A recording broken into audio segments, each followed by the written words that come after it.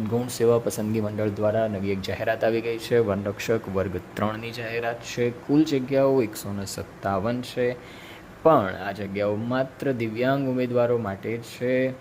દિવ્યાંગ ઉમેદવારોની અંદર પણ જે લોકો રક્તપિત્તમાંથી સાજા થયેલા છે, વામનતા કે એસિડ એટેકનો ભોગ બનેલા છે, તેવા નબળા સ્નાયુઓ ધરાવતા, જેવું કે નોટિફિકેશનના અંદર દર્શાવેલું છે, ગ્રુપ સીના અંદર સમાવેશ હોય તેવા ઉમેદવારો આ ભરતીમાં એપ્લાય કરી શકે છે.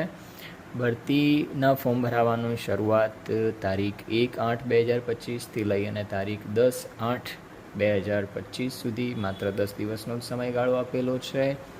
પગાર ધોરણ એનું જોવા જઈએ તો ₹26,000ના ફિક્સ માસિક પગારથી 5 વર્ષ માટે તમને આપવામાં આવશે, અને ત્યારબાદ જે રીતે 7મા પગાર પંચ લેવલ 4ના ધોરણે તમને સેલેરી આપવામાં આવશે.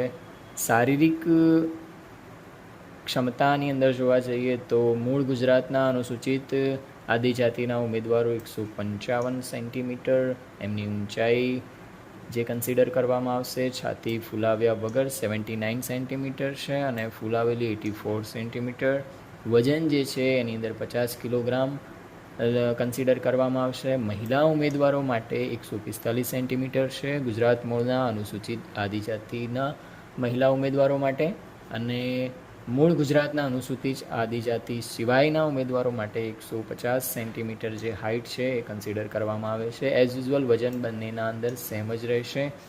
બીજું આપણે જોઈએ તો પરીક્ષા ફી જે છે એ ₹400 આપવામાં આવેલી છે. ₹400 તમારે પરીક્ષા ફી ભરવાની છે, પણ જે ઉમેદવારો પરીક્ષામાં ઉપસ્થિત રહેશે તેમને આ ફી જે છે એ પરત પાછી મળવાપાત્ર રહેશે.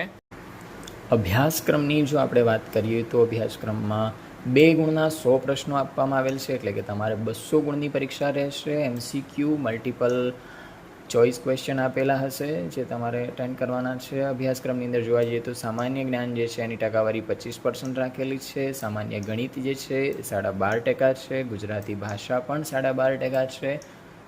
વન્ય જીવ પરિબળો તેમજ પર્યાવરણ, ઇકોલોજી, વનસ્પતિ જીવ વિજ્ઞાન, પાણી, જમીન, ઔષધીય છોડ, લાકડા વગેરે આધારિત ભૌગોલિક પરિબળો જે છે તેનું આપણને 50% પૂછવામાં આવશે. કુલ મિલાવીને 100% જે છે 200 ગુણની પરીક્ષા રહેશે. પ્રશ્નો માત્ર 100 જ રહેવાના છે, એટલે કે એક પ્રશ્નના 2 ગુણ તમને આપવામાં આવશે. આ પરીક્ષાની અંદર 40% ઓછામાં ઓછા, એટલે કે તમારે 200માંથી 80 ગુણ તો લાવવા જ પડશે. ફિઝિકલ ટેસ્ટ એફિશિયન્સી માટે લાયકી ધોરણ એનું રાખવામાં આવેલું છે. 8 ગણા કે તેથી વધુ ઉમેદવારોને શારીરિક ક્ષમતા કસોટી માટે બોલાવવામાં આવશે. હવે આપણે જોઈએ શારીરિક ક્ષમતા કસોટીની અંદર શું આપેલું છે.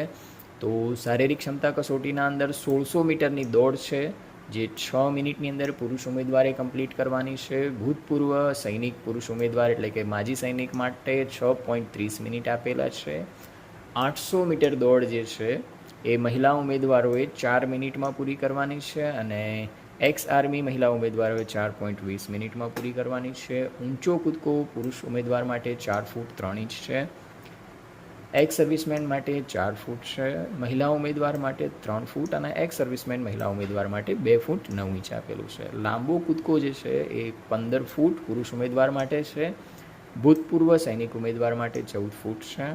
મહિલા ઉમેદવાર માટે 9 ફૂટ અને ભૂતપૂર્વ મહિલા ઉમેદવાર માટે 8 ફૂટ રાખેલું છે. પુશઅપ્સ જે છાતી તરફ હાથ રાખીને કરવાના છે એ 8 વખત કરવામાં આવશે પુરુષ ઉમેદવાર માટે. માજી સૈનિક માટે 8 વખત કરવામાં આવશે. મહિલા ઉમેદવાર માટે પુશઅપ રાખેલા નથી. દોરડું રસ્સા ચઢ જે આપણે કહીએ છીએ તે 18 ફૂટ ચડવો પડશે પુરુષ ઉમેદવારે, અને ભૂતપૂર્વ માજી સૈનિકે પણ 18 ફૂટ રસ્સો ચડવાનો રહેશે. તો આ હતી